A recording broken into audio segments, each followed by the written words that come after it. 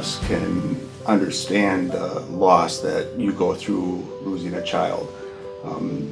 We can watch it from the outside, but fortunately we haven't gone through that, and you just can't imagine what that's like. I think the greatest gift that they were given is what they've done with their grief and turned it around for this community, and the gift that they've given to this community. It's been, what, 11 years now? 11 years, $500,000.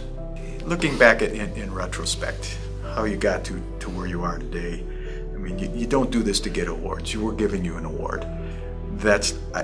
I know both of you, and I know that's not why you do it, but what has it meant for you to experience this loss and then to see what has been created out of it? I love how much it helps people. After Joe died, you could feel the love from all the family and friends in the community, and this is a day that comes back where you can feel the love again. Talk about Joey a little bit. He was very easygoing. He was a lover, not a fighter, he said.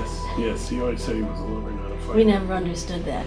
He, there was one situation at the golf course where an individual had a little too much to drink, and he got a little nasty with one of the girls, and the girl had just bragged all over Joey how he walked out into the guy and told him he had to leave the course and he wouldn't take any guff from the guy. And that's what, that's Joey. When he was younger, he used to get up early in the morning and go fishing, and we go to this little store over there by Brown's Lake, and I get chocolate donuts for him, chocolate milk, and I get a coffee.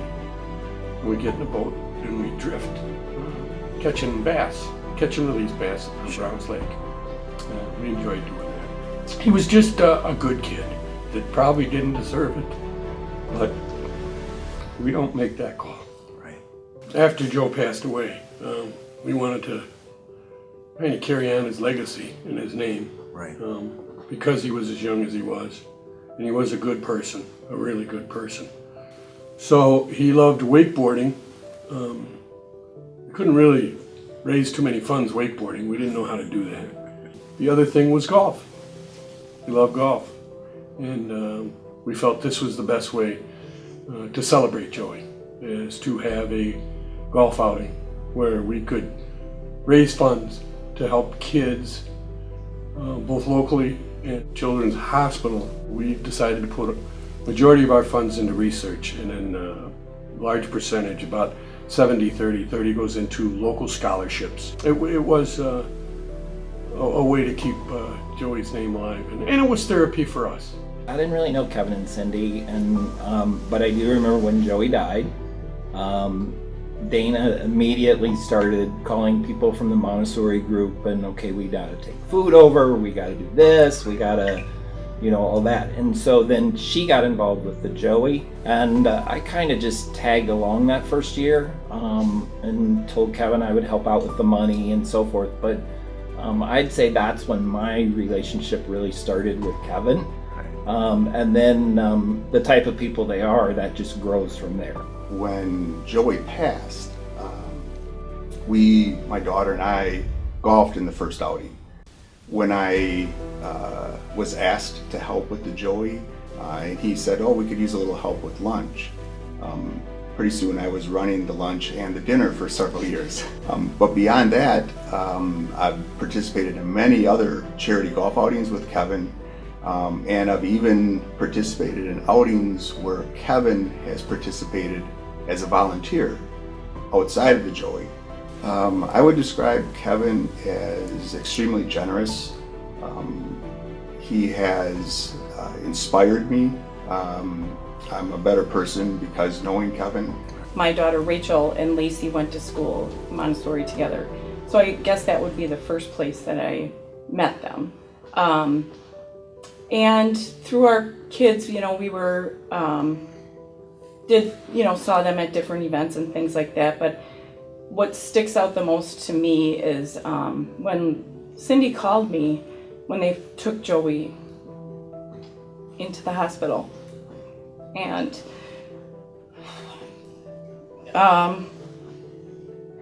fully preparing when they heard that he was sick for a long journey of treatments and things like that.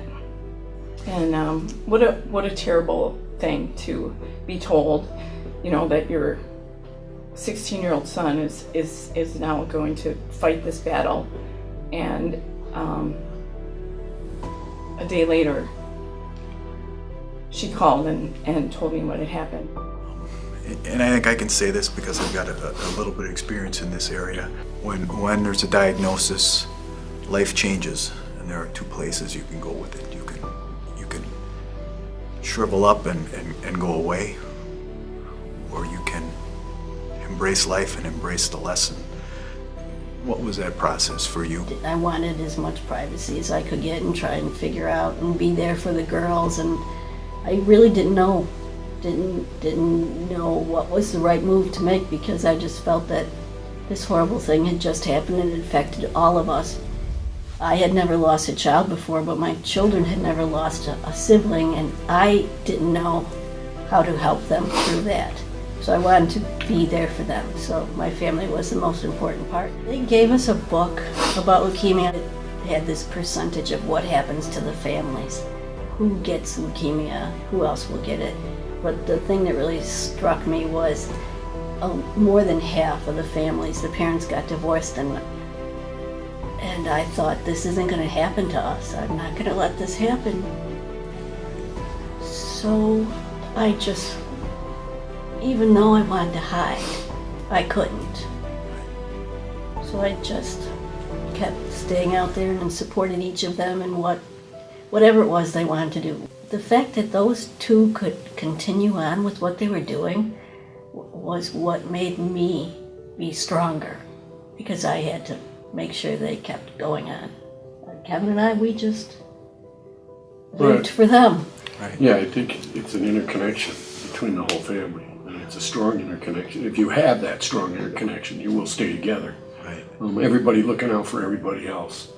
I would say they're both the type of people that want to do whatever they can to help you or anybody that they know of that's having trouble. We've all sat in the meetings where we're trying to say who should get the scholarships, and Kevin can't say no. So he has to figure out, how are we going to get the money, how are we going to do it, or whatever, to give the scholarships, instead of telling someone that's been affected by cancer that, you know, sorry, you don't quite pass it. And he has the guidelines, but he kind of goes by them. But they're always there for you. One year, I was the person who gave the donations to both schools, and so I had to get up there and talk and hand out the donation. But I was watching them, and I can't tell you the people that went up and talked to Kevin and Cyndi and just were so wonderful to them, and how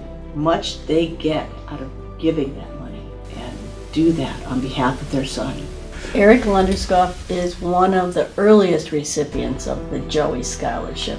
He graduated from Burlington High School, I'm not sure what year, and he went on to college and became a nurse and a special nurse? Oncology nurse at Children's Hospital in Milwaukee. In the hot unit. Yes, he was in the hot unit. So Eric was one of the first scholarship awards recipients. He tells the story that the little kids will say to him, well, you don't know what it's like. And he says, yes, I do. 15 years ago, whatever it was, I was you laying in that bed. And so just an outstanding young man. Talk about paying it forward. Yeah. That is truly, I mean, a gift. And he is a gift to a lot of people now, so paying it forward even more and more and more. Yeah. That's what those monies are meant for. That and other things that have come about. 5 or 6 years ago, at a pancake breakfast, we brought to the blood center in to do swabs. And the foundation brought the blood center in, and the foundation paid for the swabs. And the swabs were $25. And with the amount of people that swabbed, it came to, well, a little under $1,000 right around there. From that came an individual who matched. A 19-year-old was a match, and this girl needed bone marrow. She needed it fairly quickly. So the individual had to go through physicals and testing and all this stuff, and Give a lot of blood. yes, and prior to that, give blood. And a week before, where this individual worked, they would come in and give 2 shots a day to build the white blood cells. They went to the blood center and they put, we call them knitting needles in their arms, and for 4 hours the person sat there and they took all their blood out, took all the white cells out, put all the white cells back in, and knocked her out for a couple of days. Just before Christmas, this person got an email, and the email said that the girl, because you can't know who they are, you can't have any contact with them, that the girl was going home for Christmas, which was a very nice thing. And that was Lacey. That was your daughter. Yes. For them to take a tragedy like that and turn it into something positive, and to bring all their family and friends together, was something it never crossed my mind not to be part of it, to do whatever they needed me to do.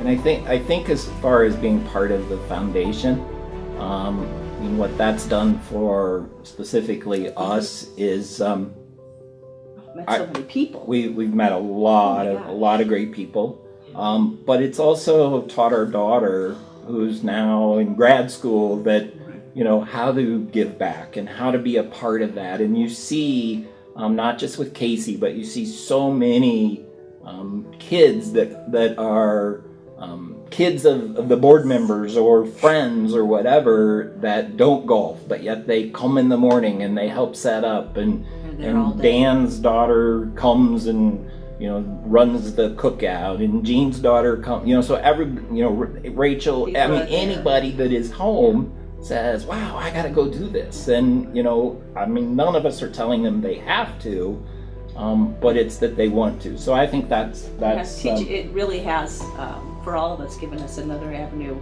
for, as a family, giving back. Once a year to be able to do this, and just to be able to bring Joey back, and he's not back, but he is that day. And anybody that's been there for the golf outing always knows that we talked to Joey a little bit that day. It was after Joey died that they opened Burlington Flowers and Interiors, and that was within the year of when he passed. And so that has been such an asset to the community also. Totally. And the things that they donate to and get involved with on that level is another way that they give back so much to the communities.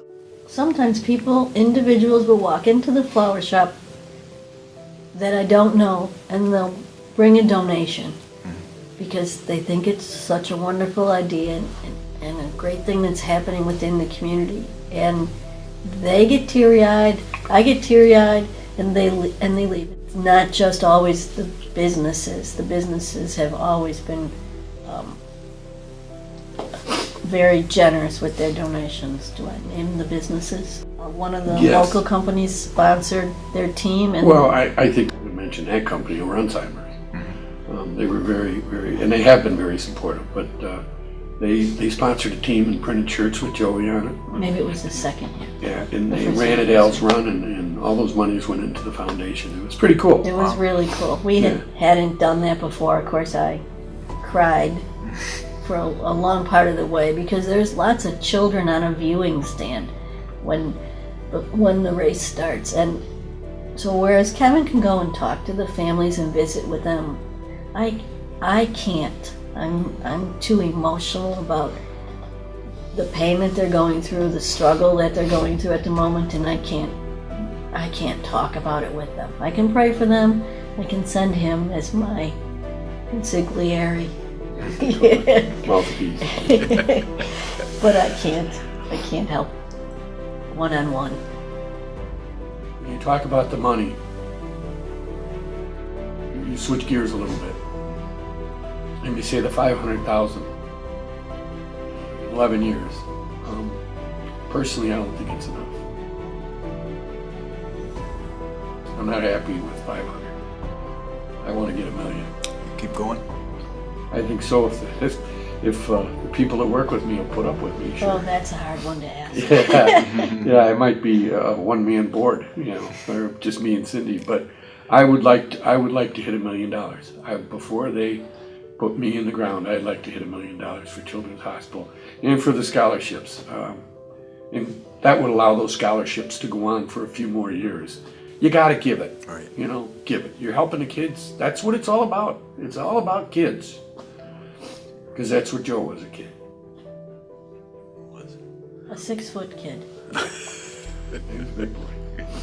I'm a crier, so as you can see. You have to speak. Yes. Well, hey, Kevin and Cyndi, we love you. Thank you for everything. Thanks for having us be involved in the foundation and a part of your lives. And looking forward to celebrating the rest of your future with you. Yeah. And what I would say, Kevin and Cyndi, is I love you. Thanks for being there. Thanks for asking us and letting all of us be a part of this journey. We know it will end at some point. We know we're gonna, you're gonna be ready to do that. We're here to support you, and however that might be, but we know we're friends forever. Love you. And Kara and Lacey too. Yes. Love you. Kevin, Cyndi, Lacey, Kara, thank you guys so much for doing what you've done for Burlington. It's been incredible for this community. As I mentioned, way more than scholarships or gifts to children. It's been an inspiration for Burlington. I love you guys and look forward to participating in one way or another for as long as you want to continue. Kevin and Cyndi, I love you from the bottom of my heart. Lacey and Kara too.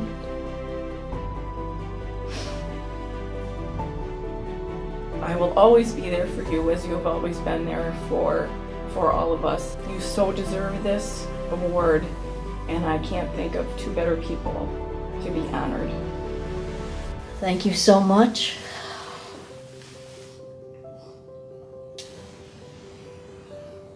I wished I never had to be in this club.